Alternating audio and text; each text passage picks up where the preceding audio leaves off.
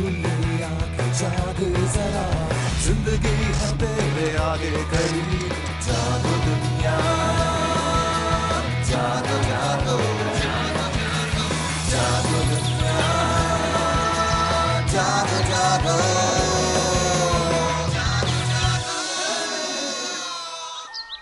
Okay जी, बिस्मिल्लाहिर्रहमानिर्रहीम, अस्सलाम वालेकुम, खुश आमदीद and a very good morning Pakistan.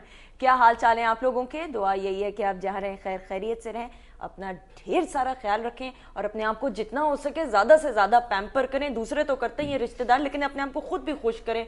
और मैं कहती हूँ कोई अच्छा काम करें तो अपने आप को पीछे, मैं तो हमेशा जब भी कोई लगता है कि मैं कोई छोटा मोटा अच्छा काम करूँ तो अपने आप को शाबाशी इस तरह देती हूँ। तो you should also try to encourage your self. नाज़रीन, आप देख रहे हैं जागो दुनिया, सुंदर जमील और फारूक हसन के साथ। और आज थॉट ऑफ द डे क्या है? अगेन बहुत प्रिसाइज और छोटी सी होगी कि जिंदगी में हमें कोशिश ये करनी चाहिए कि फजूल की बहस से, फजूल की आर्ग्यूमेंट से परहेज करें और अपने अंदर इतना ज़र्फ पैदा करें कि अगले इंसान का भी पॉइंट ऑफ व्यू सुने और उन कॉन्वर्जेशंस का, उन बातों का हिस्सा बने या उन मीटिंग्स का हिस्सा ज़्यादा से ज़्यादा बने जो प्रोडक्टिव हों और आपके लिए कोई ना कोई बेहतरी ला सके और जिसकी वजह से आपकी ज़िंदगी जो है पॉजिटिव राहों की तरफ चली जाए। बिस्मिल्लाहिर्रहमानिर्रहीम, अस्सलाम वालेकुम जी, मैं हूँ फारूक हसन।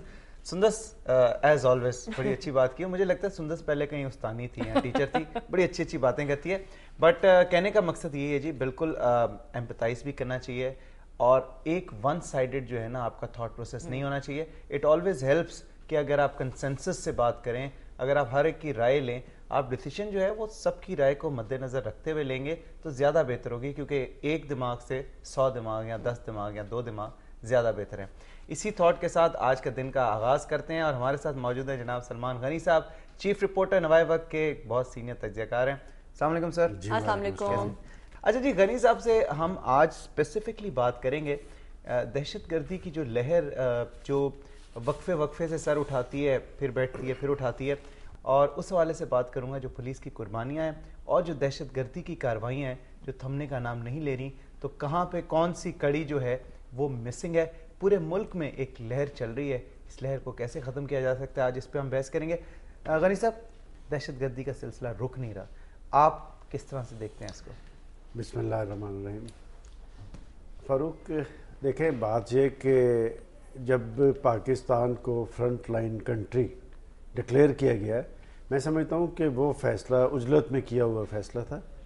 उसमें उस वक्त आपकी पार्लियामेंट नहीं थी और एक फ़ौजी डिक्टेटर जो है मसनद इक़्तिदार पे बैठे थे, उन्होंने दबाव में आकर ये फ़ैसला किया। ये नहीं सोचा कि हमारी फ़ौज, हमारी पुलिस, हमारे दीगर रियासती इदारे इस तरह की सूरत हाल में किस तरह नबर्द आज़मा हो सकेंगे।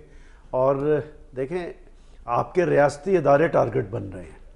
क्यों बन रहे हैं? कि आपके रियासती इदारों के पास भी एक मिशन है, उन्हें एक टारगेट मिला है कि आपने इन अस्करियत पसंदों को उनके अंजाम तक पहुंचाना है।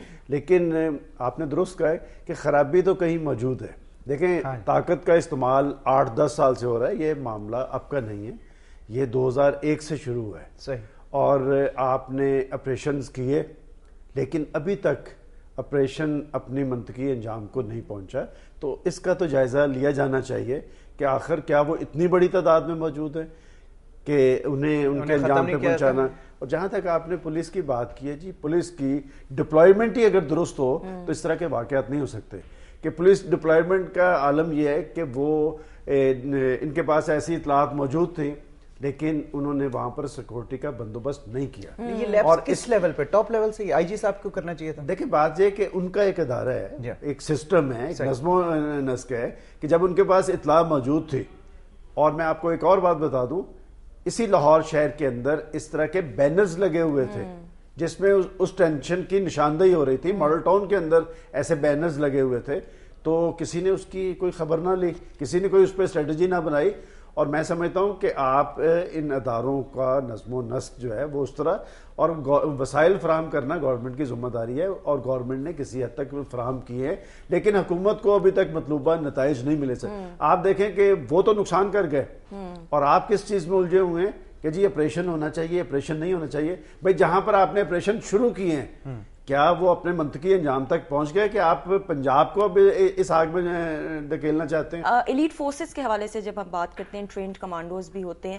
ہم یہ دیکھتے ہیں جس طرح جمعے کے روز یہ جو واقعہ دہشت گردی کا پیش آیا تھا ماڈل ٹاؤن میں گڑی شو میں، تو جب رحمان ملک صاحب جناح ہاسپٹل گئے تھے تو ایک خاتون نے ان کو کہا تھا کہ اگر اتنی فورسز آپ کے اوپر جس طرح منسٹرز کے اوپر لگی ہوتی ہے پروٹوکول کے اوپر، اگر عام شہری کی حفاظت کے لیے استعمال کی جائے تو اس طرح کا واقعہ پیش ہی نہ نہیں. فیملی تھی، ایگریوڈ فیملی میں سے تھی، اس نے کہا تھا کہ اگر اتنی فورس جتنی آپ کو پروٹیکٹ کر رہی ہے، اگر میرے فادر کو پروٹیکٹ کر رہی ہوتی تو آج ان کی ڈیتھ نہ ہوتی. لیکن جب آپ ایلیٹ فورس کی بات کرتے ہیں، اس میں کوئی شک نہیں کہ یہ ایک فورس تھی جو آپ نے دہشت گردی کے خاتمے کے لیے تیار کی تھی، انہیں ٹرین کروایا تھا.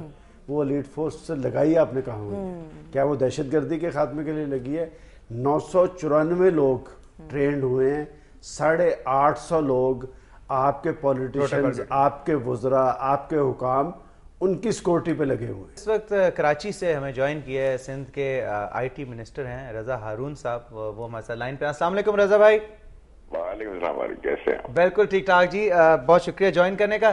رضا صاحب ابھی بات ہو رہی تھی، سلمان غنی صاحب چیف رپورٹر نوائے وقت ہمارے ساتھ موجود ہیں، اور بات ہم کر رہے تھے کہ جو ان نیسیسری ایکسپینڈیچر ہو رہا ہے، اسپیشلی جو پولیس فورس ڈپلوائے کی جاتی ہے وی آئی پی پروٹوکول ڈیوٹی پہ ان حالات میں جب دہشت گردی پیک پہ ہے اور لا انفورسمنٹ ایجنسیز کی فیلڈ میں یا اینٹی ٹیررزم ایفرٹس میں زیادہ ضرورت ہے، وہاں پہ وزیروں کے ساتھ اور پروٹوکول ڈیوٹیز پہ ان لوگوں کو مس یوز کیا جاتا ہے.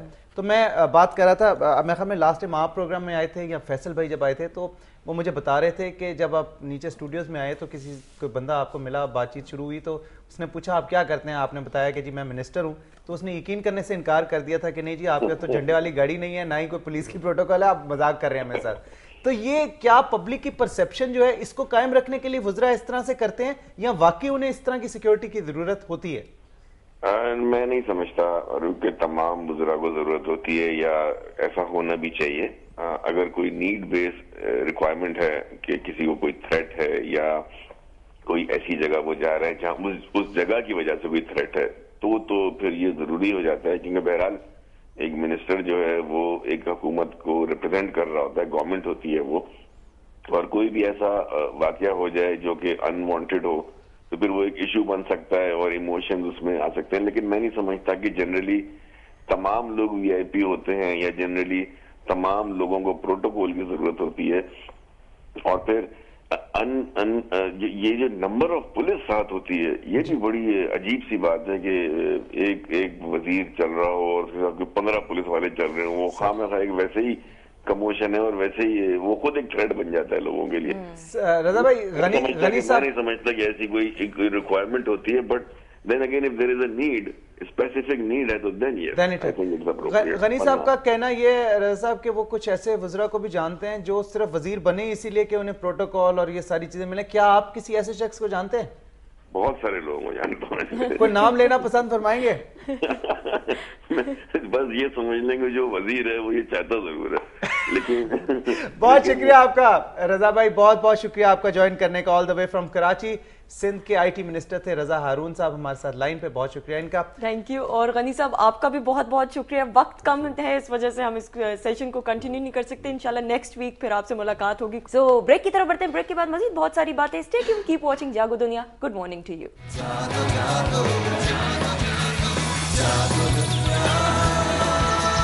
جاگو